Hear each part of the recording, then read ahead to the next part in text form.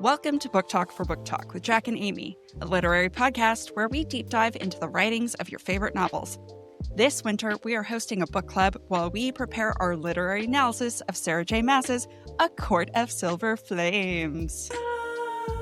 It's the first time we've said that. I was reading it. I'm like, oh my God, are we? Yes, we are. We are. This is Jack. And I'm Amy. And each week we'll discuss one book from our winter book club roster by using our literary background, and we'll provide our flash analysis of each book, as well as discuss listener thoughts. This week, we're discussing Alchemised by SenLinYu. The views expressed by their hosts are entirely their own and in no way represent the thoughts or intentions of the original author. This podcast is a discussion shared to spark thought and conversation on the characters and themes of this novel.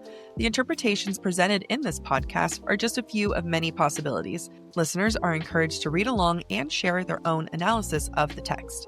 Though the hosts speak mostly within the constraints of this book, series spoilers may be discussed with or without warning. Explicit language, as well as themes of sex, violence, abuse, depression, self-harm, and death will recur throughout this podcast. Listener discretion is advised. If you're enjoying the podcast, check out our Patreon for more exclusive content. You can find us at patreon.com/booktalkforbooktalk. All right, before we start this episode, I would just like to apologize to our Australian listeners. I said, Amy, we should call this New Year Oh, you're right. podcast. We should. Damn it. Why didn't you say that before we started recording? So I could do this in this moment. Ew. We'll update it for next episode. Okay, yeah, we'll do New Year's. For the next episode. I'm going to have to change the script right now, otherwise we're going to forget, to be honest. And then it'll be me every single time. Every time, blaming me. We should honestly do it by, Zodiac. Wait, that's actually... This Aquarius season. That's what we're doing. It's not even joke, please. What season? I think it's Capricorn. I think it'll be Capricorn, Aquarius, and then Pisces. No, that's two waters. I don't remember. Because it'll be basically January and February. Yeah, okay. So January is Capricorn. It goes to the 19th, 20th. What's after Capricorn? Aquarius. Our season of Aquarius. Is that what we're doing now? Kinda, I think so. Okay, this season of Aquarius. Why do we think we're so funny? I don't know, because they were hilarious. Okay, I'll fix the script later. Okay. This Aquarius season, meanwhile, the Capricorns are all like, bitch, we're right here. Look. We're still in Capricorn at the moment. It sounds cool. I can't help it. Well, it's a song. Yeah. In the musical Come up with your Aquarius. own song. Capricorns? I don't know. We love you, Capricorns. Yes. So we are here to talk about Alchemized by SenLinYu. First and foremost, SenLinYu goes by they, them pronouns, which we will be respecting in this episode and in this podcast. Second, Amy decided to dress up. I am wearing red because of the context of this book, and it felt appropriate. I was like, what am I going to wear? Oh, I have a red shirt. Somebody feels clever. I was so clever. And you know what? Understandable, because that is actually really clever. I am wearing my morally gray shirt because also acceptable. All the characters are morally gray, and this is cozy. Yeah. My lipstick matches my shirt too. It looks really good. If no one, you guys should make sure to follow our Instagram or go watch on YouTube, because Amy's lipstick is top notch today.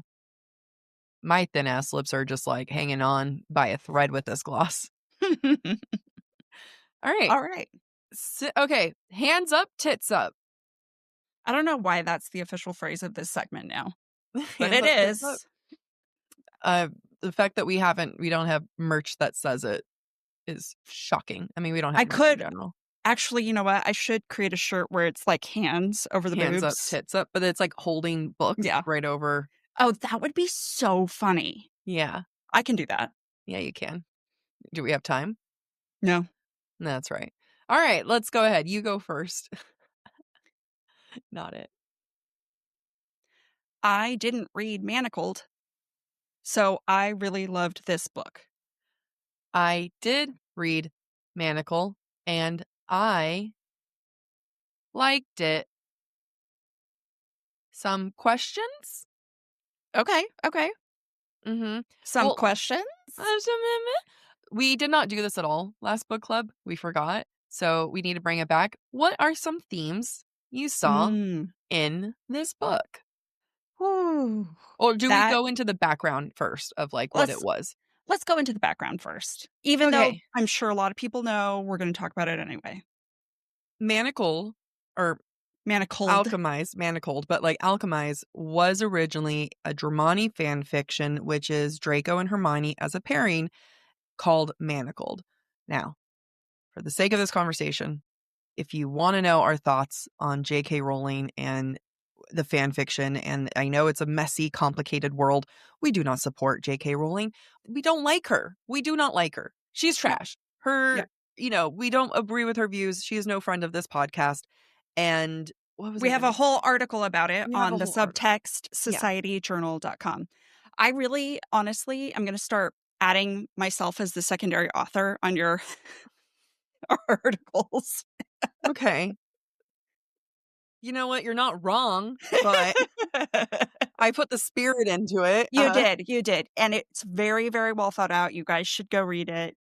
Amy made it the well part. It is ultimately, it comes down to Amy and I have several author friends. And within the author community, the concept of fan fiction is very hot topic. A lot of authors have issues with it.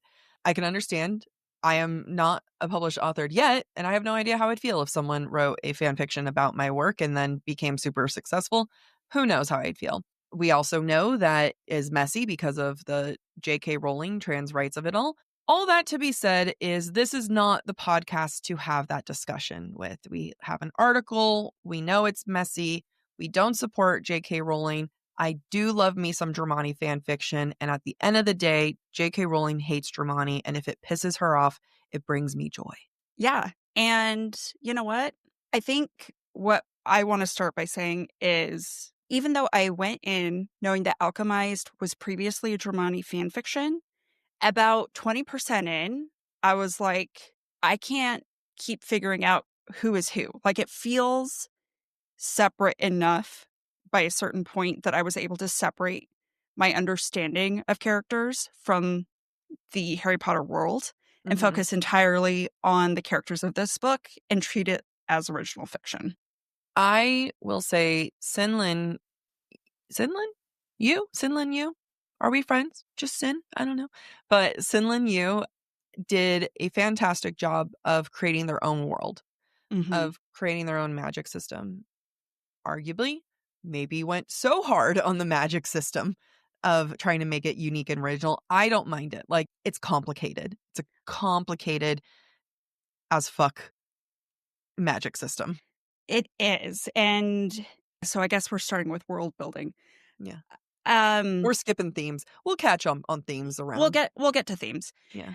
What I love about the magic system in this book is that it's a complex magic system, but I believe they have it figured out the entire time. They know exactly all the mechanics of their own magic system that even though it feels complex, I'm not overwhelmed by Mm-hmm. that complexity. Yeah.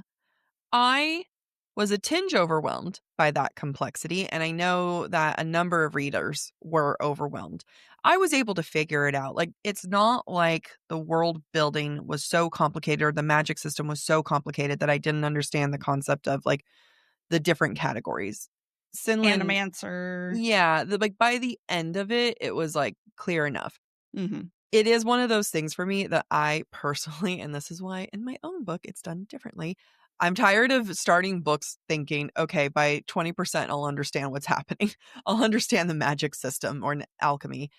I will say it's so well researched. Mm-hmm. It's so well thought out. And SenLinYu only had one option, and that was to make it its aggressively own system. And you can tell Exactly. that they went hard on that. They did. And, I guess I didn't have as much of a problem only because even if I didn't necessarily understand from moment to moment what this Mancer is, because everything ends in Everything Mancy, was an right? answer. Which is fine because fundamentally we know pyromancy is fire magic, Necromancy is necromancy is death dead. magic. Yeah. And then so for the rest of it, you can kind of figure it out. Yeah. Animancy is probably an animator of some sort, which is why they're able to animate the dead, et cetera, et cetera. Hmm. Or no, that's wrong. Animancer is what? Anyway, whatever. Some of it is purely by deduction, but I Hmm. understand what you're saying that even though we're dealing with a very smart individual and we're in their perspective, to what extent does the author and that smart character are they beholden to giving the reader more information, regardless of how much the character already knows? Yeah. Yeah. It's a great question. It was paced out very nicely. It was paced out. I mean, this is where it comes into. I've read Manacled. It comes from the Harry Potter world. I know the Harry Potter world really well. And knowing that SenLinYu had to create an original world that is taking it from, because Manacled was so dependent, not dependent. Manacled had a lot to do with the magic system. It was Manacled was a very well thought out book that took the different sciences that we've learned from the J.K. Rowling world or the Harry Potter world. And SenLinYu did something very similar and had to adapt it. So for me, I was busy comparing it. I'm actually happy that one of us have read Manacled and the other one hasn't, because I think we can talk about the two different reading experiences.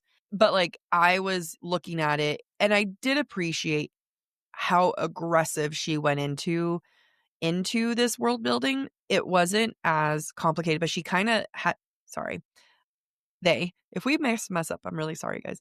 But SenLinYu, they really had a difficult task because by the time Manacle came out, the community was so ingrained in the world that Hmm. you didn't have to explain anything, right? You were Right. able to say, this broom does this. They can apparate. You don't have to explain that. Yeah. SenLinYu had to start from scratch and explain a complicated world. So not only do they have to go in hard and make a completely original world, they also have to go about it in a way of introducing that world. I think they accomplished that very well. I do too. And I remember when you first heard about this book being published and that it was Yeah. going to be over 1,000 pages, you're like, really? You're going to make it one book? Why don't you break it up? I'm really glad they didn't because of how much that had to be explained and Hmm. other reasons about structure that I'll talk about later. But there was so much that needed to be explained that explaining was going to take up an entire book, essentially, between the world building and the magic system, that I don't Yeah. think it would have been gratifying to have broken this story up. It already is 3 books that they put in one. It's the exact same thing that happened in Manacled, beat for beat.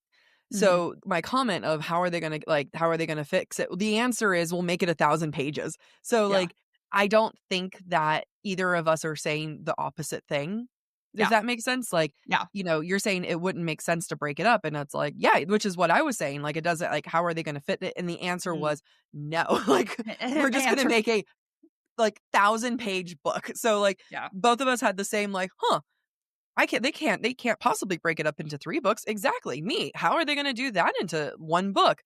And the answer is unlimited amount of pages. Yep. As many pages as you need, baby. Yeah. The other thing that I brought to you when it came to, this world building was Manacled brought in 2 different IPs. They SenLinYu brought in Harry Potter and Handmaid's Tale. And that was the thing that I was like, I am very curious to see how they navigate that, because it was a flat out merger of IPs. How do you knew about the Handmaid's Tale aspect of it? What do you think? Yeah. So I knew conceptually all about Manacled. I just never read it. And I always meant to, but never had the time. So going into this, reading this novel, I was very focused on the wizarding world aspect of okay, that's that character, that's that character. But then it started to hurt my brain and I was like, no, they're so different. Stop thinking about that, Amy. So when it came to the Handmaid's Tale parallels, I actually think that SenLinYu did a really good job playing down that IP and integrating some of the components of it into this story. And I felt like that integration was very natural given the storyline and the antagonist. So, Yeah. other than the red dress and the pregnancy thing, I was like, that's about it. I appreciated removing the amount of rape that was originally in that, because there was, with The One, Handmaid's Tale, there was a lot more rape between Draco and Hermione, and, because I'm referencing Handmaid's Tale. However, for me personally, it is the pregnancy program is a means to an end to get to that next phase, which is the character formerly known as Hermione. I can't remember her Helena. name. Helena. Helena. That character being pregnant.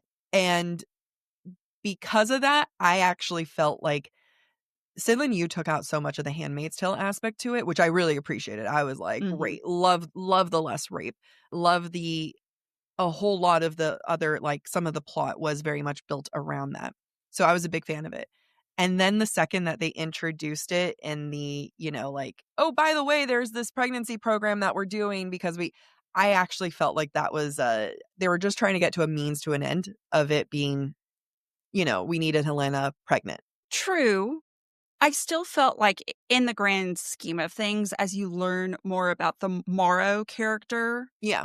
I still think that, and when you think about Stroud and her characterization and how she's just trying to be relevant, to me, it still seemed to work. I was expecting more non-consensual sex. I'm really glad there wasn't a lot of it. I felt like the reasons for the pregnancy program were justified enough that I was okay with it. Like, I understand that she needed to get pregnant but I felt like this was a reasonable way to do it, especially given Kane was never going to do that. And that really added to his characterization as well. So I understand how it felt forced. It needed to be forced. It was never going to not be forced. This is where I will tweak it a little bit. One, I liked the reasoning of why Morrow needed Helena pregnant. That was new and unique. Yeah. This is me being nitpicky, and this is because I'm comparing to Manacled, which is what's going to happen. Yeah. I would have liked a different reason than like a whole larger pregnancy program. It's Mm, like, you could still get away with something. You can still have it be like, yo, I need her to have a baby for reasons that were going to be mysterious, right? It yeah. was still including the pregnancy program that, like, you didn't need that Mhm. whole giant background to have her get pregnant. And Yeah. so it was just an additional thing in the background that you didn't really need. And it was like, well, especially since Morrow is so all powerful, they don't need explanation to do whatever they do. Yeah. It could just be like, you get her pregnant. And it could be literally just that. But that was my only thing of like, oh, that was like a small, again, I know SenLinYu requested that readers do not compare it to Manacled. This is not that podcast. Like, it's unfortunately like we do analysis, and I can't not do that, but, like, SenLinYu still did a fan-fucking-tastic job for this. Yeah, and again, at the end of the day, I still think that they managed the Handmaid's Tale IP aspect pretty well, I agree. and it didn't feel like a major overlay to the story, if that makes sense. Yeah. The red was, I'm like, "We didn't need the red." Maybe that was a tribute to Manacled, of, like, Yep. little throwback to that, but it was a funny moment where I was like, "That had nothing to do with anything." Yeah. Like, that's you know, maybe it was like, you can choose that or the pregnancy program. Don't make me do both. Yeah, That's that's fair. That's fair. Pick a different color. Why not purple? I know, right? Just something, black. All right, that's fine. But yeah, so we talked about the world building. Do you want to go into Helena as a character? Or do you want to talk about something else? Do you want to keep talking about the world? Can we talk about structure really fast? Yeah, yeah, yeah. because I think SenLinYu did something really fantastic when it comes to structure that I'm guessing is the exact same as the original fanfiction or the source material that she was working from. But the biggest portion of this story is really the middle portion, right? That second part where you get all the backstory Mhm. about how King Farron became High Reeve, about how Helena got to where she is. And I saw randomly a reel last night from Emily Reads a Lot, is the handle, I believe, and talking about this structure, which inspired me to go do some research. And it's actually what it does is it's mimicking a Renaissance art structure Mm. called a triptych. Yeah, triptych. So you might recognize it if you've gone to the Met or honestly any historical art museum, where in the center they have a really big painting, and it's usually sometimes carved into wood, but it looks like a window almost. Oh, yeah, yeah. And on one side, you have a smaller Yeah, depiction, and on the other side, you have another small depiction, yeah. and it tells a story, and your understanding of each panel is dependent upon your understanding of the center panel. Mhm. And what that leads into is what Emily Reads a Lot pointed out is Gestalt theory, which is your understanding of the art is dependent on a holistic view of the entire art rather than on pieces of it. So when you have finished reading Alchemized, your understanding of part one is entirely changed Yeah, because of the holistic view you have of the entire piece of work. yeah. And I thought that SenLinYu did a really, really good job of it. One of the pieces of art I'm thinking of is called The Garden of Earthly Delights. And in the Mhm. center, it's like, I think it's like humans on Earth and with animals and just happiness and whatnot. And on the left side is Adam and Eve in the garden. And on the right side is basically war and death and We'll have this hell. image in the video. Yeah, we'll make sure we put it in. But Yeah. I feel like this Yeah. story perfectly captures what that art is trying to achieve. We have this image of hell in part one, but our understanding of that hell is completely changed by the end of the novel because of the structure that she's built around it.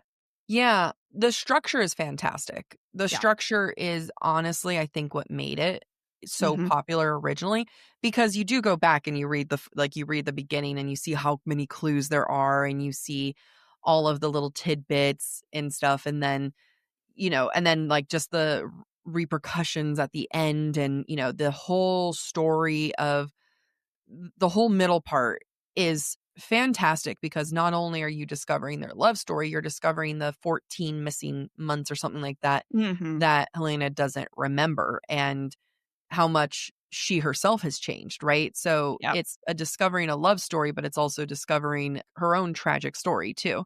It's nice because it's not just a story about falling in love, right? Yep. It's a story about her falling apart and having to rebuild into something that she finds to be questionable.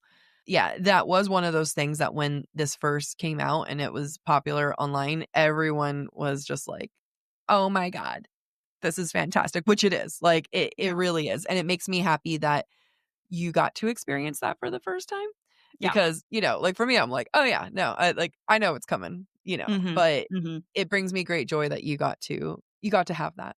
Yeah, as soon as part 2 started, I was like, "I know exactly what's gonna happen, and I'm so here for the ride. I'm so excited." I think what was surprising is just how chunky the middle part is. Right, which is necessary because Helena and Cain are both very radically different people from the start to the end of that middle portion. I don't think there's anything you could cut without diminishing their progression or making their progression more unbelievable. Yeah. Yeah. Their journey makes absolute sense. Before we go into their journey, another thing I want to talk structurally about this book is I saw another video and they made a good point, is that the majority of this book is written in passive terms. Mhm. And Mhm. that makes people feel very uncomfortable because Mhm. it's very, like, rather than saying Helena is running, Helena runs, Mm-hmm. right? And there's a certain amount of, like, distance to it and detachment, and it's meant to add, like, also another like, a level of urgency, and there is a removal from that. So, I think that that was another stylistic choice that is absolutely fantastic. Like, SenLinYu put so much thought into this novel. I completely agree. What I love about it is, especially for part two, it's like you're Helena looking back and watching her memories as if it was a Mm, television. mhm. And so you experience kind of that out of bodiness with Helena as she's remembering all these things, Yeah. which I thought was very, very well done. It was very consistent. And I think that's a hard thing to do. Yeah, what I love about it is that it wasn't just a flashback sequence, right? Hmm. It was a true removal of the first part of the story into its own book. That's why when I told you originally, I'm like, how are they gonna fit it? It wasn't just a matter of the length of this book, but also, like, there's no middle part. So when I said to you originally, like, how the hell are they going to do that? I was thinking about this three-parter where there's no natural middle, right? Yeah, Like, you would have to cut it in the middle of this flashback, and you can't do that because the flashback needs to be told in its in whole. entirety. Yeah. Yeah. So when I was like, I don't know how they're gonna do that, it's kind of like I was thinking about the structure of like, well, this feels complicated, which again, the solution is they cut nothing and they fit it all into a behemoth. Calling it a novel feels like an insult. An epic. It's an An epic. epic, yeah. And it is hard to do that because you're starting from scratch all over again. You are starting from the beginning. You're starting with a character that you introduced to us as this PTSD driven, doesn't know what they're doing, is just trying to figure it out yet again, but absolute PTSD riddle. And then Helena at the start of her journey you're introducing a whole new character to us, basically. Yeah. And Helena ends up being like four different people throughout Mm, this novel. And I think Yu achieves that because of the structure. I think it would have been a disservice to the character progression. It would have been a disservice to the story to break any of that up. absolutely. I mean, and then the final part, the final section of this book is like the merger of those Hmm. two and how does Helena reconcile these two parts of her. And that's always interesting too, right? Because she can't remove the terror and fear that she had of Cain at the beginning, but then she has all these memories of falling in love with him. Yeah. So it's a messy time. Yeah. Very messy. I remember getting to part three and being like, wow, Yu, you made this real hard on yourself. I know. But like believable. Yes. Yes. So do Completely. we want to talk about character development? Do we want to talk about Helena as a character? Sure. Can we take a sip first? Yeah, absolutely. All right. All right. Helena. Lena, what did you think of Elena before Helena. Helena? What did I think of her? Mhm. In the beginning, it was hard to separate her character from the Hermione character from Wizarding World. And that's because she has a very analytical mind.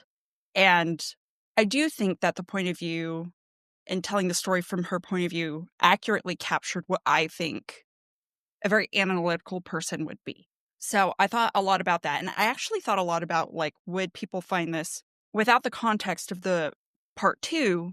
Do people find this too clinical? Mhm. And do they understand that the clinical nature of the point of view is coming from the character and how her mind works? So that's what I thought a lot about when I was originally starting the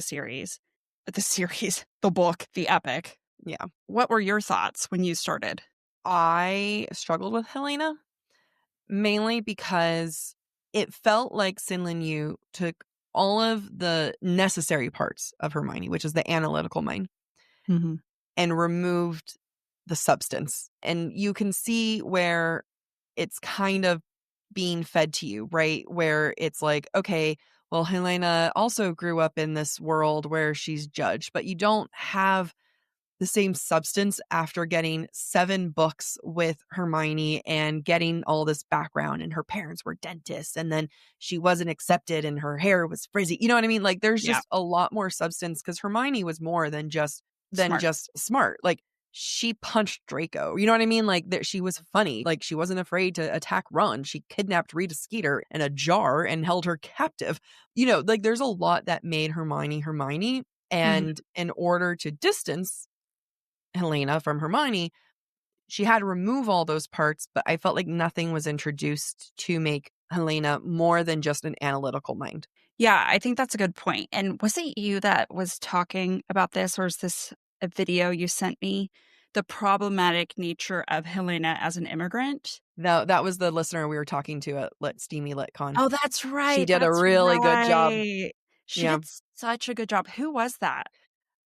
We were I know her face exactly. I see her. Rip Bodice? No. Oh, yes, yes, yes, yes. Yeah. It's, I think her name is Eve. Yeah.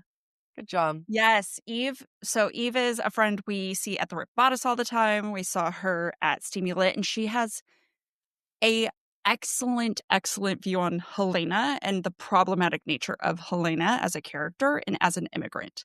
And Eve says that from the point of view of an immigrant. Like when we saw her, she had just been sworn in as a citizen of the United States. She was an immigrant of like 10 years in this Yeah. country, I So think she she had had a said. really great perspective, and Yeah. I mean, I really appreciated what she brought in. So go ahead, recap for us. Sure. So recapping very quickly. So let me do the punchline first because it was just Yeah. so powerful. Helena's character as an immigrant is what white Americans want their immigrants to be.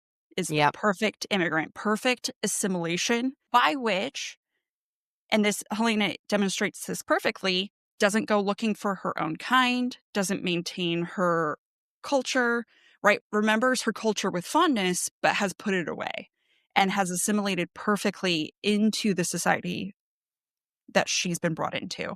Mhm.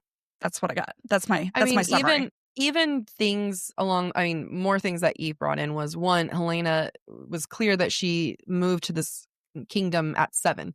How does she An still accent. have an accent? I think like out of comparison, Amy, my cousin Evelyn, she moved to America when she was 7. She does That not have an accent. no, I mean that she is an American, she Right. moved from Chile at 7. So when I think about someone who's moved when they are 7, there is no, like I mean, granted, Evelyn is a different situation, but, like, you forget your culture. You forget a lot of the things that you were brought up in. You start to idolize or remember Mhm. things in a certain way, or, like Eve was saying, like, where's the seeking of this Mhm. culture? And then another one that Eve brought up is that SenLinYu said that her origins are that of where the name originates, which is Greece. Greece, right, and which is not When you POC. think immigrant, you don't necessarily think Greece to England. And some people might say that, but I think it's fair to say that that's not what I would assume. Right. I mean, yes, I understand Eve's concern about that because I do think people try to make Helena come off as a person of color Yeah, and that's when what makes it more complicated and right. kind of okay, hold on. What's another term?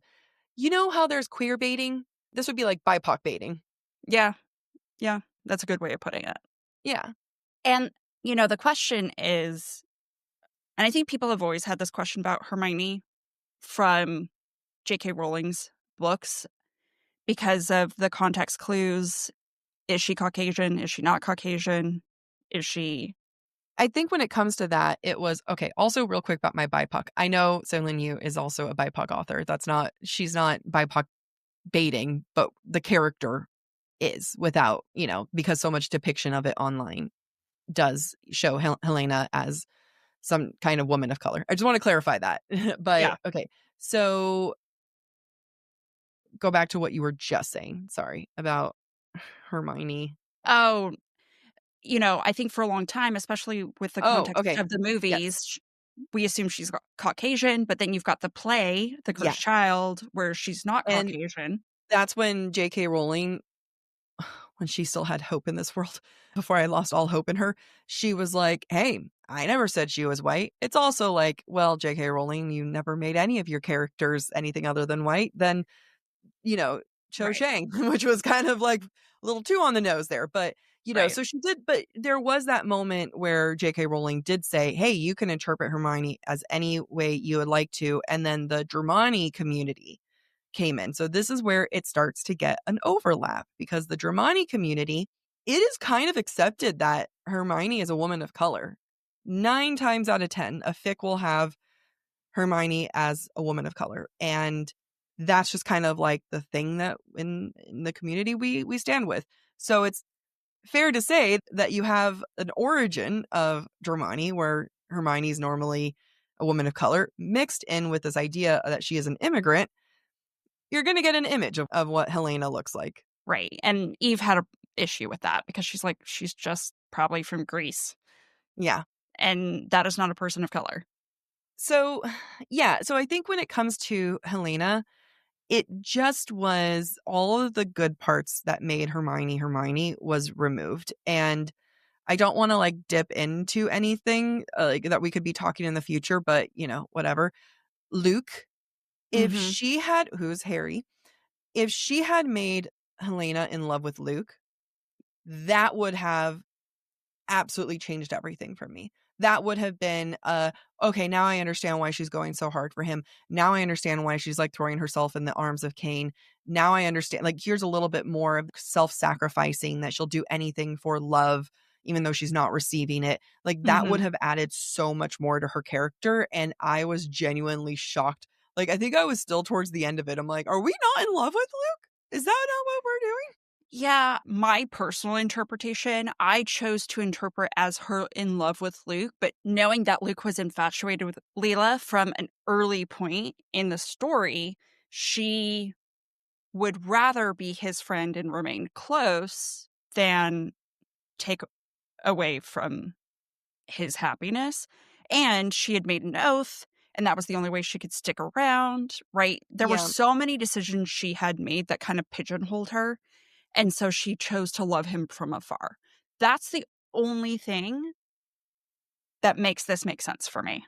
SenLinYu is too talented of an author to not have dropped more context clues. I think SenLinYu has it in them to maybe not necessarily have this confession of like, I love Luke. There's a subtlety to Sinlin's work. Yeah. I can see what you're saying of like, there's this choice of loving from afar. I need that to be a definitive thing for me. And I feel like there's so many other things about this book that was definitive. Yeah. Maybe not vocalized, but definitive. Yeah. And that wasn't enough for me. Like, that's one where you have such an opportunity to make this character so different that it felt like a wasted opportunity to just kind of leave it up to interpretation, if that's what their goal was. If their goal was to leave it up to interpretation, I'm like, that's the thing you're going to leave up to interpretation? That's the one? Helena was one of the more disappointing recreations of this, which is unfortunate because we're in Helena's point of view the whole time. Right. And it's a character that I don't particularly resonate with just for like the pure analytical. It doesn't mean I can't enjoy it. And there's parts that I really enjoyed of Helena. My favorite parts with Helena was the way she grappled with religion. I I loved that. loved the commentary on religion and Mhm. faith. Yeah. And oh, I know I this speaks to you. Go ahead, Amy. it really, really does. Are we moving away from Helena? Let's go into the Religion, I loved the commentary because at the end of the day, at the end of the book, Helena is remembered as having nothing to do, having yeah. contributed nothing Yeah. to the war, right? Whereas they probably only won the war because of her contributions. Yeah. And it's disguised by the fact that religion has a narrative it wants to sell Mhm. in order to justify its continued existence and continued control upon a society. And the continual lie about Orion, the origination of eternal flame, was so gratifying to unravel Yeah. between his connection to Morrow, between the lie that is passed down from generation to generation, but Luke never has a chance to uncover that lie or be told the truth of it. Mhm. And everyone has this fervor of, if we just continue to have faith and prevail, God will provide. Yeah. Hit really close to home for me as someone who has lived that way or lived that way for a very long time. I think what it really struck home for me is that faith without action is dead, which is something that is maybe a twist on something that I learned growing up. But to have faith, but do none of the hard things that are required of you makes that faith worthless. Yeah. Right? And at the end of the day, nobody of faith was willing to do the hard things. No. Yeah, they went off to war, but war is ugly. And it was only the person of no faith Mm-hmm. that questioned that faith who was willing to put their soul, quote unquote, soul on the line to provide deliverance for the people of faith. And that was, it hurt my heart. It really hurt my heart to read that. I think that this was one of the best additions in commentary that SenLinYu put to this work. It was one of my absolute favorite parts. It questions faith, even everything. Faith without action. Well, then what's the point of faith if you have to do action? You know what I mean? Like, you can spiral. You can have this fun little spiral moment with, what is faith and what is action and when's the limit and, what are you supposed to do? And the fact that Helena was the one who saved the war, basically, and she had to do the worst of the worst. And that ends up, again, like, it ends up being a big spiraling of questions. And the fact that it was all proven to show that, oh, look, everything you believed in is false. Fantastic. Fan-fucking-tastic. I loved that component. You mentioned the part at the end where she's remembered as doing nothing. That is one of the tragic things in Manacled also. And it was did not fight, was not an active member in the war. It's funny because I got into, not an argument, a discussion with one of our friends because I gave her the recap of what happens. And this is before Alchemized came out. This was we were just talking about Manacled. And she hated that ending. And she was like, that's fucked. And I'm like, yeah, it is fucked. That's the point. That's the point, is that it's fucked, and she was like, change it. And I'm like, no, the whole message of this book is that there's nothing hopeful about it. There's not a damn hopeful thing except for one tiny thing. Well, but it's also, it shines a spotlight on our society and how we consistently write women out of the narrative. We write people out of narratives if they don't fit the narratives our government or our religion wants to tell. There's a reason why women aren't really present in the Bible. There's a reason why the role of women in, the landing on the moon was written out for so long. There's so many times that women have been written out of our history. Yep. SenLinYu, I think, captures very well how that has happened. And we should be mad about it. Yeah, we should absolutely be mad. It's the right feeling. And I think one of the biggest problems is that this was marketed as a romantasy or a dark romance. This is not a romance. This is a dark commentary. This, to me, this is not romance. This is fiction. This is fantasy fiction. There's not a damn romantic thing in this. Yeah, even with the love story. Even the love story, which we'll get into, it's not romantic. No, it's not. And this is, I don't know if this is the accurate classification of speculative fantasy, but to me, this is speculative fantasy, right? It has something to say about the systems in which we live. Yeah. And I think it achieved that extremely well. Yes. I think that was something that SenLinYu went into when writing Manacled and got to actually execute it perfectly in Alchemized. It was their goal, I would like to believe. And then without the constraints of having to work within an IP, flourished. And that's where the biggest strength of this book is, I believe. I completely agree. I completely agree with you. Do we want to talk about the love story? Do we want to talk about Cain first or the love story? I mean, you can talk about Cain. Let's talk about Cain. Is there much to talk about with Cain? Okay, you say your thought, then I'll say my thought. No, why don't you go first? The reason why I think Cain is acceptable for the masses is because Cain is Germani Draco. He's sad boy Germani, which is different than Draco Draco. So I think the reason why it ends up working out well is because unfortunately or fortunately, the whole point with Germani is that Draco is like an entirely different character, but Hermione's Right. pretty consistent. Right. Hermione is Hermione. So Hermione is intellectual, is, you can't put her down, a lot of gusto, and you might have the occasional different interpretations, but like that is the point of it. And I think the reason why Cain came out easier, and Cain is exactly as in Manacled, but again, because Cain is not Draco and Draco's not Draco. Right. And I never expected Cain Farron to be equivalent to J.K. Rowling's Draco Malfoy. I expected Cain Farron to be the Dramani Draco from the start. And that's what he was. And it's maybe unfortunate because I'm not like, I came in with Helena a little bit more firm of like, well, why didn't you add anything? You took away all the good stuff. Well, that's because there was more to take away, right? Like Helena was always Hermione and Hermione was always Hermione. Cain is Dramani Draco and Dramani Draco was never Draco. Right, exactly. In essence, Cain Farron was always an original character to some degree, right? Yes, exactly.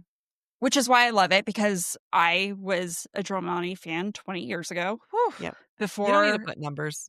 You don't need to do that. well, I was going to say before we all questioned Hermione's identity. Yeah. She was white 20 years ago. Before J.K. Rowling started retconning all of her decisions. Yeah. And then all of a sudden Dumbledore's gay and you're like, where was that? Yeah. No, that was nowhere. And her being like, no, there's people of color at Hogwarts. Like, really? And then she became horrible, even more horrible. Like, go ahead. I, of course, love a sad boy emo character who he's only living to avenge his mother and then realizes that's not enough to live for. So he's going to live to save this woman and tortures himself because of it. Give me a tragic man who wants to sacrifice his entire life for you. I'll take it. Cain is what Germani Draco is, and that is a list of bullet points that you need to hit. And what I mean by that is sad boy, check. Tragic past, check. I will burn the world for you, check. Anything with more depth, we don't need it. Not here. You know what I mean? Because like the depth is the tragic backstory. The depth is, I will do anything for you. Like and the possessiveness. He's very possessive, which who doesn't love that? But again, that comes down to a fanfic checklist, like, and in many ways, Cain is a shadow daddy or, romantasy. Like, that's the unfortunate part. This is not a romantasy. Cain hits all of the romantasy tropes in a way. Right. You know what I mean? Where it's like, I will burn the world for you. Super obsessive, sad boy. Like, there are so many tropes that he checks off where he kind of becomes an accumulation of all the tropes. And you're just like, I'm not mad at it. Like, that's the thing where it's like, that's why I read Germani. It's because I love that Draco. But it's also, when you have a world with so much depth, I felt like the characters for me overall struggled to have the depth that I wished. I don't think the characters had the same depth that the world and the themes had.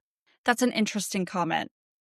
I think Helena develops depth over time, over the hard things that she has to do. I agree she might not start with depth, but I also agree with you that the commentary on religion, the world building, those things had more depth. We've talked about before that a book typically can do 2 out of 3 things. That's world building / magic, plot, or characters. And to me, this is a book that checks 2 out of the 3. Not that the characters are horrible. Like you said, a character has to naturally develop for the amount of shit you're going to put them through. Right. But this is not a character-driven book. This is not a book that I think you would read for the characters the way that a lot of other romantasy books might be. And not just romantasy, and books in general. And I personally am a very character-driven person. Not that this is a bad book or a bad thing, but I just found overall, and that's something that I think is reminiscent of many fanfics, not just Dramoine, but in many fanfics where you're now taking these characters that are beloved and have all the backstory, and you don't have to explain a damn thing to Right. And show the depth. And you're trying to now take that and move it here. And it's like, well, you're lacking a lot of this other stuff. yes, I agree with you. I think that is one of the dangers of taking a story that was originally written with the intention of being fan fiction, because the common understanding of the backstory or the canon or the fan created canon, Mm-hmm. the fanon, if you'd be so bold, Oh, I'm bold. um, You're bold. it handicaps. Mm-hmm. I don't know if that's politically correct to say, but it's a crutch on which your characters and your Yes. characterization relies, and that will take away the depth that you're looking for. And I Yeah. agree. Like, if I think about when you said, I come to this for the plot, you read this for the plot, not the characters. I agree. If I Yeah. think of, for example, Powerless, I read that for the characters, not for the plot. I Yeah. love those characters. Those characters, I'd write for them. Even characters like Luke and Leela, like these are characters that you're telling me to care about. They could have died. I wouldn't care. I don't care. Yeah, like all we're getting is Helena loves Luke and will do anything for Luke. Mm-hmm. I have no skin in the game. You have not won me over in the slightest as to why.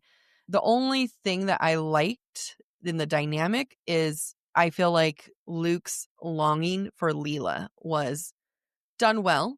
But that's just because I like longing, and Yeah. longing is an easy thing. But like even Leela's twin, what was the point of Soren? Like there's Yeah. no point of Soren. Like Leela wasn't very developed either. I mean, Right. in the sense beyond all the tropes of Genie. Right. Right. Layla was there to show more of Luke's character. Yeah. Soren was there as a plot device for Helena. Yeah. Which wasn't And even like a thought out. Like this felt like very pulling from the fanfic. Like Leela was Ginny. That is Ginny.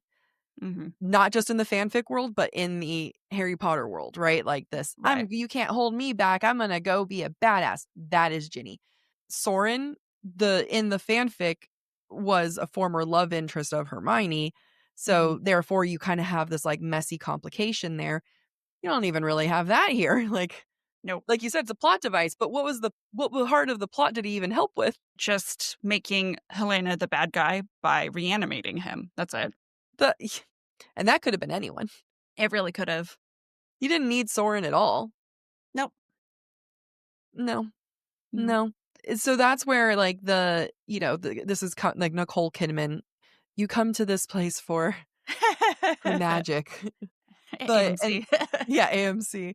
And that's not this book. You're not going to come here for the characters, because the characters that you did find any kind of drive or passion towards, they're either, for me, a trope, which is what Kane is, Mhm. or they have like remnants of where they come from, like Ginny and Leela. And then everything in between is just kind of like, okay, but those are like the main ones and then Luke just kind of was there. Yeah. Yeah. I Luke, hated him.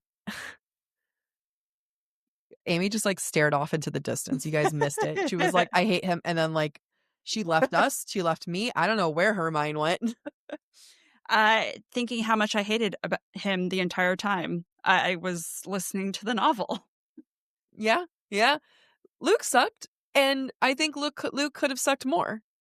I completely agree. Which is another thing that was annoying, because okay, you're getting this part of Luke, which is great. And actually, I'm going to argue this. Not argue, I can tell you. Harry and Manacled was way shittier to Hermione. And I Mhm. liked that part. She actually eased up on how shitty Luke is to Helena. Probably because it had to justify why was Helena so driven Luke! to protect him. Luke! I'll do any. Luke! Where's Luke? I need to save Luke! Get Luke's body! Yeah, I was like, oh my god, just fuck him already. Just something. Dear Lord. Yeah, no, it had to justify. And by doing that, you're removing the one thing of like, okay, well now I get to like hate you. You know what I mean? And now he's just an Yeah. annoying character. Yeah. Yeah. I hated his aunt, who I'm guessing was supposed to be McGonagall. Yeah. Hated her too. Yeah. Hated them all. Hated them all. That's another thing that was done well, where it's like we're supposed to hate them all. Luke, we could have hated him more. Instead, Luke was just more of like a passive aggressor. Like his aggression was in his passiveness, which is, good within its own right. Like that's a good depiction within that. But it's I can't remember their names, but the McGonagall and the Snape, the two characters. It's not Shazeo. Shazeo was Shazam? Oh no, yeah, Shazeo. Shazeo. No, Shazeo's the person that helps with Lucian? Hold fast? Oh, it was Holdfast. Hold fast. No. That's Luke's last name. It's her handler, the handler character that is Yeah. with McGonagall. I guess Shazeo is the Easterner, which sounded very like Japanese Mhm. because he's the illegitimate brother of the emperor from an Eastern country. He's the one that helps Helena with her alchemy stuff.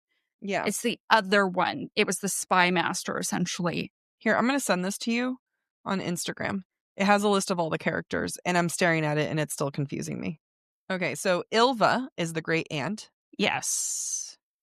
Oh, it was Crowther. Crowther, Yeah. head of intelligence. That's the guy. He's the Yeah. one that had trained Kane. Well, Kane was a student, so he was also Yes. kind of Snape-ish. He was a great, terrible character. Yeah. Like, just rotten to the core. Thinks he's doing good things, believes he's the best thing since sliced bread, deserved to die. Yes. Okay, I'm going to switch a little bit of this conversation because I don't want my brain to forget this. Okay. So this is going into the love story. Okay. In Manacled, it's the same concept, right? Where Draco gets recruited and he just picks he picks Hermione to be like, okay, you have to be my, Minion. my minion forever. And even in Manacled, it's not like too believable, but it's a Dramoine, so you lean into it, Yeah. where Yeah. it's like, they're like, he hated you in school. Of course he's going to want you now. Maybe he had a crush on you, right? Like, and then Mm-hmm. there is no, I had a crush on you. It's just like Draco's like, well, you are the most logical person of why they think I would want to torture someone. Even within the Manacled, like Dramoine world, it's like a little bit of a push, but because it's fanfic and because it's Dramoine, you're like, you don't question it, right? Yeah. It was even a weaker premise here where they went to school together, which again, that's like, we didn't even really get into that. And it was Mm-hmm. so removed of like, we didn't even talk to each other. Like, it's not like there was years of bullying that you still had again, the backstory is Right. what's lacking. And I just wish that SenLinYu had come up with a different reason or a different thing that, oh, I pick you because the school that they all went together, which for Helena and Luke, okay, sure, that makes sense. But with other stuff, it just like was so kind of unnecessary that I'm like, what are we doing here? Come up with a different route because you're coming up with a very fan fiction cliche and you're keeping that one. Yeah. Yeah. So how could it have been stronger? If there was allusions to bullying in the past? No, If I think it would have been like, hey, I saw you at one of the battles. You famously escaped from me and I mm, want vengeance. yeah. Yeah, that's fair. That's a Done. fair point. Yeah. Yeah. Like, there we go. Solved it. Just something that you don't have to provide that much of a backstory, and they could have still all gone to school with each other. But it was so like SenLinYu had to remove the Draco bullied Hermione aspect Mm-hmm. of it that it turned into, well, there's like they had zero to do with each other. That now it's like, well, that very fanfic cliche, Wattpad cliche is now kind of like even more random Mm-hmm. with it. And then, you know what their love story reminds me of? And thank goodness we talked about it this summer is Hunger Games, where we asked ourselves, would Peeta and Katniss even be together if it wasn't for the trauma. The difference is with Katniss and Peeta, there was like a few scenes of chemistry and you kind of had hope for them, like, well, Yeah. maybe they would have, right? Yeah. You don't even have that with this. Yeah. And even with Manacled, their love story, it ended up more being, well, I accidentally got you to love me ish or become obsessed with me. And it's like, all right, well, now I'm obsessed with you and I hate you for it. And, but it was always to me. What are your Well, thoughts? my thought is that it was never meant to be a love story. Yeah. This Yeah. is not a romance. Yeah. This is entirely about trauma. Yes. Everything about this is about lies and the things society does to its people, and that people are persuaded to do when they think they're serving the right cause. And at the end of the day, none of this is meant to be hopeful or positive. This is purely the bond between two people who have gone through the same trauma Mhm. and who only have each other to rely upon. And Yeah. so to me, it was never about love. I don't think that they're really in love with each other. Yeah. No, I agree. It's trauma obsessed bond. And Yeah. I think you are absolutely right. And I was wondering why it was more palatable for me now versus in Manacled. In Because Manacled, it really bugged me. And for this one, it didn't bug me as much maybe because, for all the reasons you listed. It was about trauma and it leaned into the trauma. right. Exactly. Yeah. You put it very well. Yeah, I don't think they were in love with each other. It's we're bonded, we're obsessed. We are literally all we have is each other. Right. We got And nothing else. we are the only two people in the world who know the full truth. Right. Mhm. And how can you not? It's hard to let go Yeah. of someone who knows your full truth when you feel alone in the world, when you feel like the world is against you. It's Stockholm syndrome, but they're not, neither one is the captive. They're Kind just, of, yeah. they're captive to the situation. Let me go on a Stockholm syndrome rant. I saw someone make a really good point that the term Stockholm syndrome comes from there was a bank heist and there were captives while the people who were robbing the bank were with the captives for a long time. The captives formed a bond with them. They were laughing with them. And then so came the term Stockholm syndrome. And it took place in Stockholm. Stockholm. Berlin, actually. No, I'm kidding. Someone made a really good fucking point. They're like, how is it that these men viewed this instance and they saw, oh, yeah, this is Stockholm, versus if you were to look at it through a woman saying, that woman smiled and laughed with her captor, adapting to them, trying to survive. That's not Stockholm syndrome. That's a woman who knows how to survive and is trying to trying to get by, because afterwards they never said I'm in love with them. It Right. was like, no, they like held a gun to my head. Of course I'm trying to get them to. Yeah. It's such a good point. That is just a woman surviving in a man's world. And yet men will view that and go, do you know what really happened is that the criminals won them over and that it's the victim's faults for falling in love with them. Where it's Yeah, like they of didn't fall course. in love. The women were just trying to survive. That's my random rant. So I actually stopped saying Stockholm syndrome after I saw that. Oh, that's a good point. Yeah. Good Not point. that, like, you have to or anyone has to, but it was just like, it's not a request. Like, no one's saying it's not the way that we're like, you should stop calling women girls. This is just more of like, once I saw that, I was so like, oh Yeah. no. But yes, to your point, like, both of them have trauma bonded. Mhm. Kane and Helena have trauma bonded so much, and they are all that's there. It's like when they say, I wouldn't be with you if you were the last man on earth. And the answer is, she would, in fact, be with him if he was the last man on earth. Yeah, it's true. It's true. Never say never, guys. One thing that was extremely unnecessary was the fact that he is trapped in a 16-year-old body, and she is in her mid to late 20s. Yeah, but that changes as after it talks about him looking older after she integrates the sunstone into him. What it does, they say that his hair gets gray and that he just looks weathered, like the more Hmm, time. His body is still 16-year-old. that's fair. His body is still 16. I'm like, did we really need that? that was like, I'm like, well, I don't really know if we need to like, I'm 16. How long have you been 17, Bella? I mean, I think that might have just been an unfortunate Consequence of her magic system. consequence of the Yeah. magic system. No, Yeah. it was. And then every time it was like, Helena would be like, I hadn't seen him in so long that the abuse made him look older. And it's like, he's still 16 in this I mean, 16-year-old body. yeah, but mentally he's not. Does that make it okay?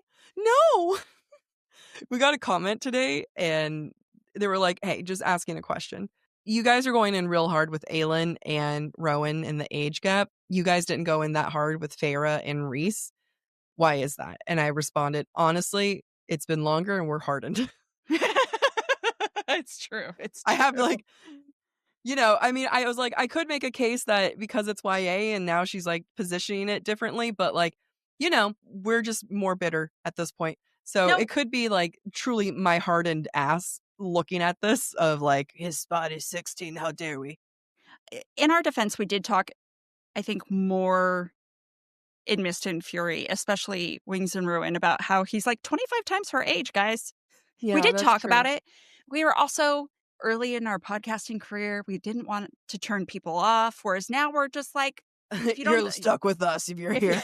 if you don't agree with us, we don't really care. It was also a weird time in our lives. Like, I was going through a breakup. My grandparents were dying. And then Amy was like leaving her church and then, embracing her lesbian self. And it was like a really strange time. So now we're weathered. We're weathered. we're weathered. I have a 16-year-old body, but I have a 25-year-old mind. Are you saying you have a 16? No, I don't. I have an 84-year-old body is what I have. But a 22-year-old mind. That's right. Yes. Dirty as fuck. Yeah, so that is the love story. Shall we read comments? Are there other things that we can, or just let the comments? Let the comments do the work for us. All right. I'm tired of working. I'm done. Okay, so I'm going to read some of the things that they liked. Sushi Hands, incredible, says she took her original work and added even more heartbreaking details. Absolutely true. Ashley says, saw fanfic origins, but it felt so original and completely its own. It did feel original. Mm-hmm. Smitty, the ring. He never took off the ring, and she noticed it too. I freaking loved that detail. I forgot about that. Yeah. It was a good detail. Migo, my ego. I love these names. How deep it is, the themes of the realness and effects of war. I agree. I mean, at the end of the day, SenLinYu went in hard with the themes and did a wonderful job. Yeah. Blaze Herbal says, when it was a Dramoine fanfic. Ooh. Oh. Rough. Although I did specify positive things only in this one. So. Winchess says, the magic systems, the social inequality aspect of why Helena was an outsider. Mm-hmm. The degree that Helena was asked to do with the amount that she didn't question was interesting. Mm-hmm. Like the fact that in order for her to become a healer, she had to sterilize herself. Which I think, again, goes back to the idea of the quote-unquote ideal immigrant. Yeah. Yeah. That was one of Eve's argument of like the sterilization was unnecessary. It really was. And is what, some people want. It didn't add to the plot. It like even the whole thing of like, we're going to get your tummy or like your uterus all fixed up. Like that you didn't need to do that. Yeah, I agree. Unnecessary. All it did was show the lengths to which Helena was willing to make sacrifices for Luke, which again would be more reasonable if she was in love with him. Mm-hmm. Pooja says the yearning, touch her and die trope. Again, you have this book that has so much depth to it, and then all of a sudden you throw in some tropes. Not mad at it, but it's just kind of like a funny little tidbit. Equin Strain says you're going to suffer and you'll be happy about it. Yeah. Yeah. That's accurate. Call me Lexi. I love, love, love, love, love how much work SenLin has done to create a new magic system / world building. I will forever credit SenLinYu for working their ass off for that magic system. Yeah. Yeah. Okay. Ray Rex has 7 things that Go are ahead. one Yeah, sentence. I'm happy you got that. I saw that, so you do you. Yeah. The changes they made for Manacled were amazing. Loved the different relationship between Luke and Leela. That she wasn't about Luke and duty was first all the way. Also, the twist for their baby that he was for parts harvesting. Loved that while it wasn't all Handmaid's Tale like Manacled, but when the breeding was added back in was shocking as possible. Still love the storytelling, if no memories, and then you get all the backstreet of part 2. Backstreet. Backstory? Backstory. I think that's not a correct. Someone else agrees with that. Christy Grabizimi says segmenting of past and present through parts.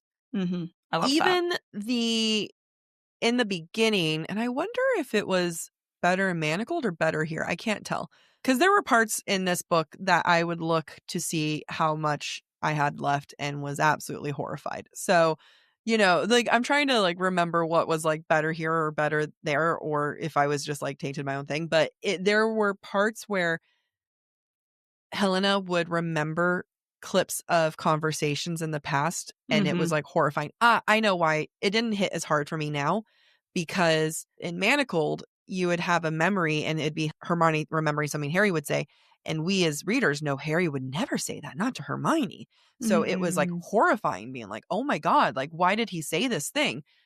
It doesn't hit as much here because you're like, "Alright, so Luke's an asshole. Who the fuck's this Luke guy? I don't care." Right. Right. That's fair. Sir Kirsten says tension of good people can do bad things and the leaning into the darker side of war. Morally gray. I am curious on your thoughts, Amway. That's one of my nicknames for Amy. I have Amway, Ermer, and that hoe. So, wait, can you read her question again? Her comment? The tension of good people can do bad things. Where do you land on the crisis of Helena and her thinking, I have done too many horrible things. This war will not forgive me? I have thoughts on it. I want to hear yours before I say mine. I think her belief that she's done too many horrible things is the result of religious trauma. I think it's entirely the fault of the eternal flame that she's been fed that lie. Yeah. And the only reason why she thinks that is because Luke would judge her based on the teachings of the eternal flame. I agree, and I'm going to add a different layer to that, and that is her belief that she would be considered a war criminal. You're only a war criminal if you didn't win. I Mm, mean, you're a war criminal, looking at you, history, past yeah. American presidents, but, like, you're still a war criminal, but no one's gonna be after you Mhm. if you won. So at the very end, when they've won, she's not a war criminal. I think it would have been interesting on 2 things. 1, leaning into the concept of this religious trauma. Like, I would have loved that to be leaned in more as to, like, Luke would have been ashamed. I was taught to do this one thing. And then I think another part that I would have appreciated to be leaned in more is the idea that they would never forgive a woman or an immigrant. Well, and that's what I think it is also about. Like, if you look back on her thoughts about Crowther and why they chose her, why Yeah. they kept things secret, it's because at the end of the day, if they won, they wanted a scapegoat, and she would be an easy scapegoat Yeah. as the immigrant, as the person who isn't of the faith, right? And I think she's very, very aware of that. And again, ultimately, what it comes down to is I don't believe in this faith, but this faith is working against me all the time. The themes are all there.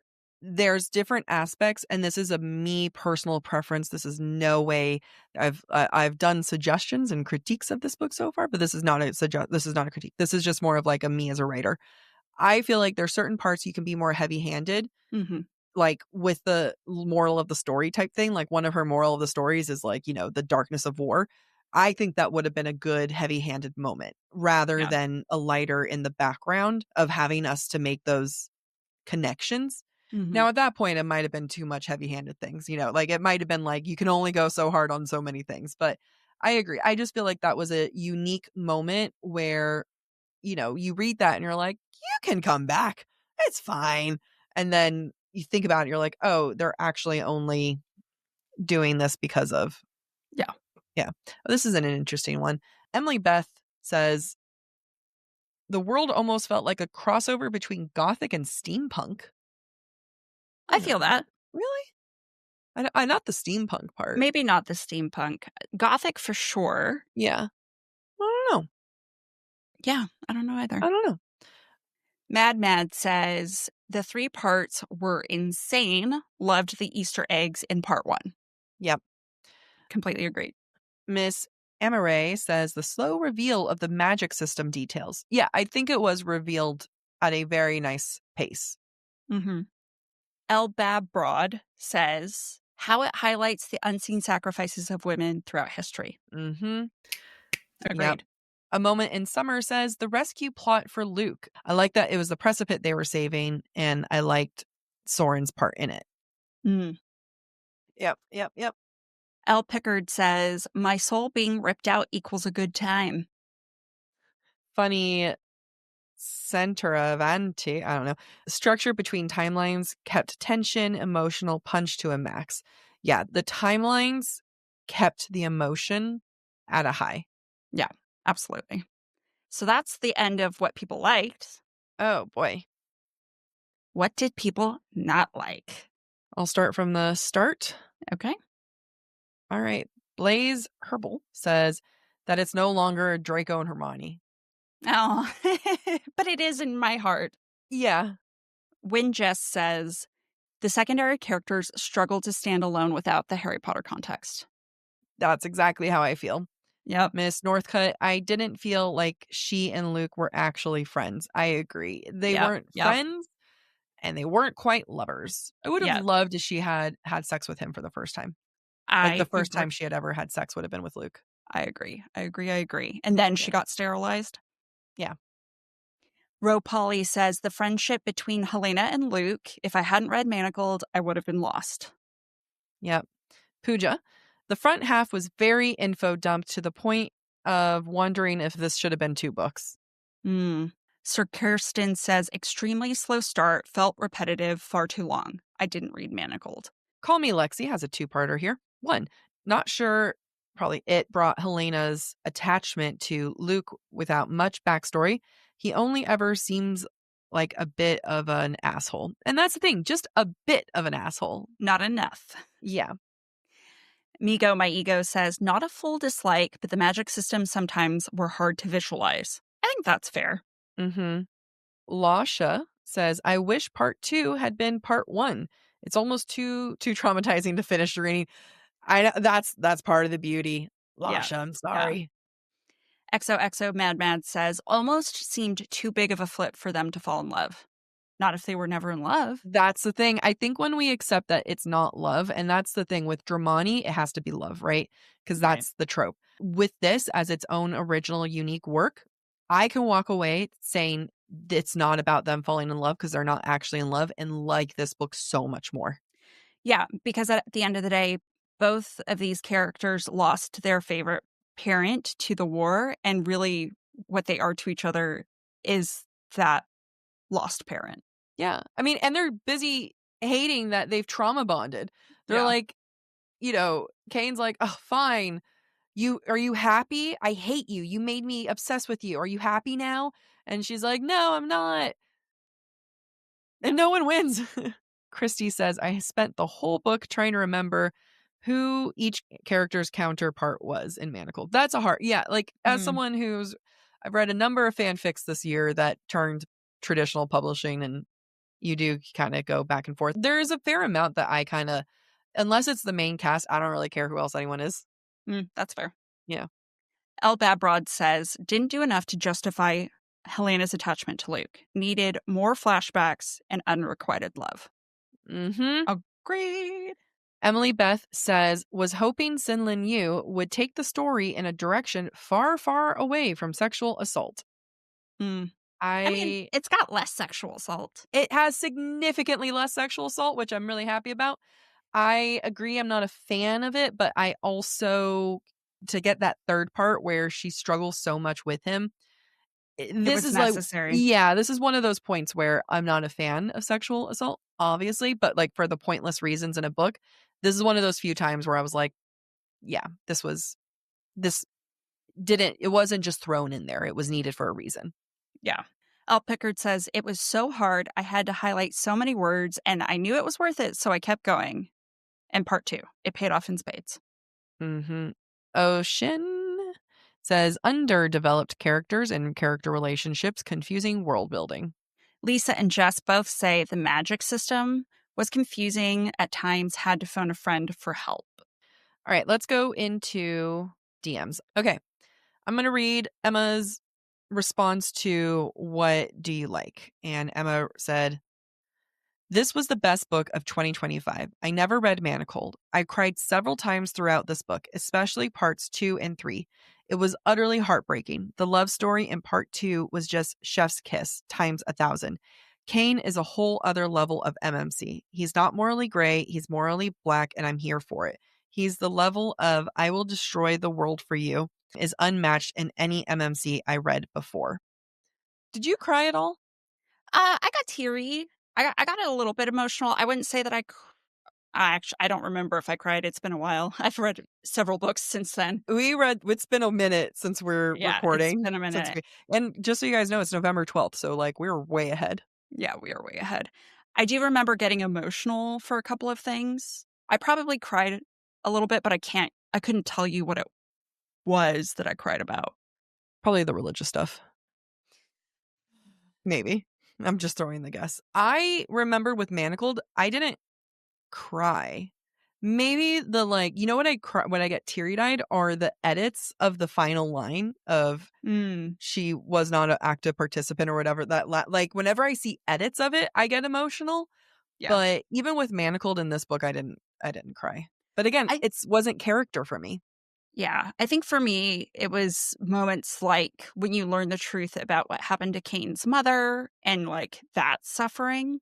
Oh, I do remember a moment I cried. So it's in part 3. They're walking the garden and Cain is telling Helena memories of his childhood about parts of the back garden so that she has something to tell their Oh, yeah, child. that one was That made there me had cry. s that was some good ones. That's some Yeah. good one. Yeah. Alright, you're gonna read Jesse?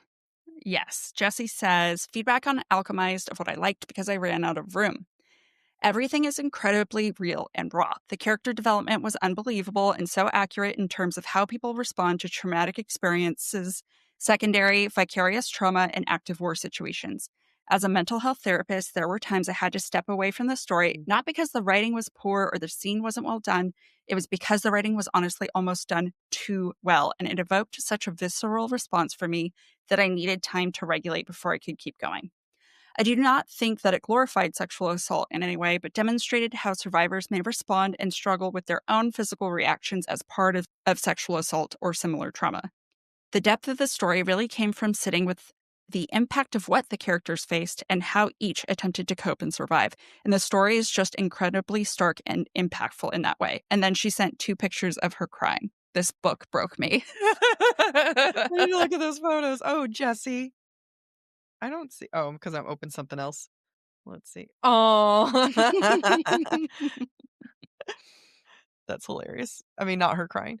You know what I love is how much it does resonate with some people. Mhm. Just because this doesn't even, like, look at this now, right? Though it clearly resonated with Amy in a way that it did not resonate with me. I enjoyed it. I'm not gonna pretend like this was, like, my all-time favorite book of the year. I mean, it's the same way how I felt when I read Manacle for the first time. I was like, "Oh, this is heavy," but I was more like, "Well, there's a lot of sexual assault here." That was the part that, like, I didn't like. But what I do love is how much it really means to a lot of people. I think to Jess's point, it resonates when you're familiar with the trauma Yeah. or you have trauma that is similar or you've seen people with that same trauma. And, Mhm. for me, it's not about the sexual assault trauma. For me, it's about the religious trauma and the narratives and because that's where I'm at in my life right now, is just really struggling with the narratives that society and religion will tell you that influence everything in your life, no matter how much you're not aligned with it anymore. Knowing what you've been unpacking in your own journey with religious trauma, I can see you in like when we have a beat, going back and re-listening to this book Yeah. and it being very cathartic for you. Okay, I'm going to read A Moment in Summer. They said, what do you not like? Okay. I'm only in chapter 53, but compared to Manacled, I didn't like part 1 very much. The magic system was very confusing at that point, and the choice to push the breeding program part in the last chapters of part 1 and have the act of rapes be much more fade to black and not so much about how she tried to distract herself during it took a lot of heart-wrenching moments out of part 1. I feel like some other storylines were also removed without replacement, but somehow part 1 was still so long it dragged a bit. I get that. I do. Okay. I do want to go back into something that you said, Amy, and that the fact that, like, this book very much resonated with you. Mhm. And I have been keeping a secret from you for a number of weeks. This is actually very hard. And that is the fact that our very first fairy loot is a signed version Oh my gosh. that I knew would come to you just because of some of the things that you were saying. We have the signed special fairy loot edition of Alchemized that, based on your reaction, I was like, who gets this book, right? If Amy has absolutely no feeling, then I'm like, I'll keep it because I read Manacled. But then there was like a moment where you kind of said something. I was like, oh, she's going to like this. So I've been keeping this a secret and it's going to you. Oh. Now that's going to make me cry. Sucker. Thank you. Thank you. It's I very, very generous of you. It was, I mean, podcast paid for it, but like it was one. I mean, it's a cool ass book. It's a cool, like, it is cool enough where I was like, how much is that? What can I buy it? And I'm not going to spend $160 on this. So it's going to you. The home, it belongs to you. Like this book, It will be displayed proudly on it my will be. wall. This book will speak to the people it needs to speak to. Yeah. And that is all you can ask from a book. Yeah. Is that it does that. It does not matter that, for me personally, the characters didn't hit for me the way that it needed to hit. I found some interesting parts. Like, I've always enjoyed it, but I've never been like, a diehard with it the way that I am with the different, like, Dramoine fanfic, where it's like, Hermione in her 30s wondering if she'll ever find love. And I'm like, wow, that tears me apart. You know what I mean? Like, it speaks to you if it speaks to you. I don't want anyone to listen to this episode and think, wow, I now am not allowed to like it because of the things they pointed out. We point out things. It doesn't matter. It doesn't stop me from loving it. Exactly. So I will give this to you when we meet up at the library later today. Thank you. It's very generous of you. I'm excited. I've had this since September. You're very lucky I did not investigate what we got in our fairy loot. I was surprised when I opened it. I didn't know what was in it either, because it was, we got signed in and we didn't see. We just got the, like, congrats, you get this month's. Yeah. And they had already, so I don't even know. We have another fairy loot that I can open. Let me do that now. Let's do it. Let's do a little unboxing. And I think we just got an email that our November one is on the way. Oh, exciting. All right. So here's the fairy loot. Look how pretty that is. Very pretty. So we signed up for the YA and the romantasy version. Ooh. It's cardboard. Ooh. The first one is an adult fantasy, Deal with the Devil. Our featured book of the month is Alchemy of Secrets. Doomed to die at midnight, Holland must find the legendary alchemical heart hidden in the magical world beneath Los Angeles. Oh! With danger and deception at every turn, she has only hours to uncover the truth to survive. Ooh! How you guys, fun! We live in Los Angeles. It's us.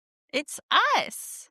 I will say, it's very pretty from what I can see through the bubble wrap. Through the bubble wrap? I know. I will say, if I read it, and I'm annoyed with them, like, oh, so they're going to go from Calabasas to downtown in like an hour, it will have pissed me off. It's true. Ooh. You're greeny, so I can't see it. Okay, we'll pretend.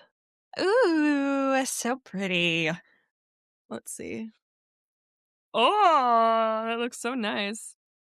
I'm Okay. excited. So that's I like one. the Art Deco. Now the second one. This is the YA. Our featured book this month is Thorn Season by Kira Azar.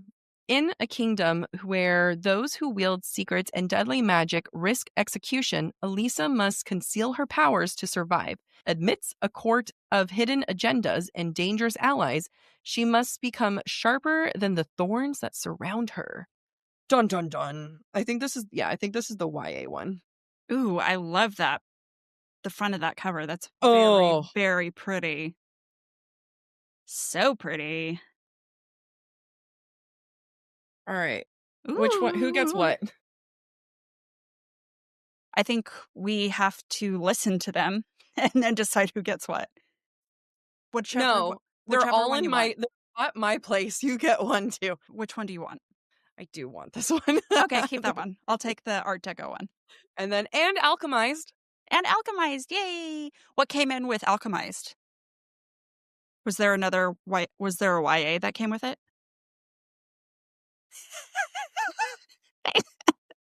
Give me a second. There should have been. I can't see it at the moment. Am I still pixel? Ooh, oh, Sulin Tan. Ugh, so pretty. She's a Chinese author. Would you like it? Yes, I would like that one. Look at that art. Okay. So pretty. So this is like us negotiating. I get to have the pretty blue one. Yeah. You get to have Alchemize and this one and the Alchemy of Secrets. You don't want to keep the Alchemy of Secrets? Yeah, I'll keep the Alchemy of Secrets. Okay. Yeah, I'll take the Sulin Tan book. Okay. This is our negotiation process. Yay! All right. Well, we did it. That was our first episode of book club, just under 2 hours. Season of Aquarius. Season of Aquarius. I can't remember how the song goes. This is the season of Aquarius. Oh, too funny. All right, and we already did our sign off. I'll meet you at the library. Do you need a minute, or do you want to just go straight? I need to use the restroom. Yeah. All right, text me. I'll text you when I'm ready. Yeah. Thank you for listening to this episode of Book Talk for Book Talk with Jack and Amy. Stick around for a special episode this Thursday. If you're enjoying the show, don't forget to rate, review, and subscribe on your favorite podcast platform. It really helps other readers find us. And of course, we'd love to hear what you thought of today's episode. Share your comments through our form at booktalkforbooktalk.com, and we might feature your feedback in a future mini episode or on a Patreon exclusive episode. If you would like to submit your take on any of the books we plan to discuss later this winter, please be sure to follow us on Instagram, where we ask for listener thoughts and submissions. For merch and more ways to support the show, head to booktalkforbooktalk.com. You can also follow us on TikTok, Instagram, and YouTube at the handle @BookTalkForBookTalk. And don't forget to join us by subscribing to the Subtext Society Journal.substack.com to get more insights into the romantasy and romance world. Bye.